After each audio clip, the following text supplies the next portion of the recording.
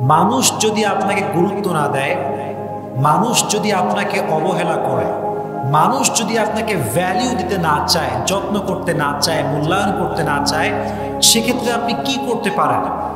ইসলাম এই ক্ষেত্রে কি সাজেশন দিয়েছে, রাসূল করিম সাল্লাল্লাহু আলাইহি ওয়াসাল্লাম কি বলেছেন, এটা আমরা আজকে জানব। ইসলাম বলে যে তোমার সঙ্গে সম্পর্ক ভেঙে দেয় তার সঙ্গে তুমি সম্পর্ক জোড়া লাগাও, যে তোমার হক নষ্ট করে তার হক তুমি আদায় করে দাও, আর যে তোমার সঙ্গে জুলুম করে, অত্যাচার করে, কষ্ট দেয় তাকে তুমি আল্লাহর জন্য মাফ করে দাও। সুবহানাল্লাহ পড়ে। হোয়াট এ বিউটিফুল ইসলাম, কি সুন্দর ইসলাম। কিন্তু আমরা কষ্ট পাই কখন? কেউ অবহেলা করলে কষ্ট পাই কখন? পেইন ফিল করি কখন? We have to justify it first.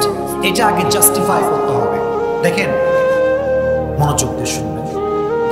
যখন কোনো একজন নির্দিষ্ট ব্যক্তির প্রতি আমাদের অনেক মায়া, অনেক ভালোবাসা এবং অনেক আশা থাকে, এক্স্যাক্টলি সেই ব্যক্তি যখন আমাদেরকে কষ্ট দেয়, যত্ন না করে, গুরুত্ব না দেয়, তখন আমরা প্রচন্ড পরিমাণে হার্ট ফিল করি, কষ্ট পাই।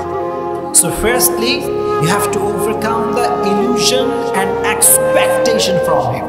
যাকে আপনি খুব বেশি মায়া করেন, যাকে আপনি খুব বেশি ভালোবাসেন, তার প্রতি আপনার প্রচন্ড পরিমাণে আশা কাজ করে যে সে আমাকে রিপ্লাই করবে, ভালোবাসবে, যত্ন নেবে। এই ভালোবাসা, এই মায়া এবং আশা তার থেকে কাটাতে হবে। রাজি আছেন ইনশাআল্লাহ?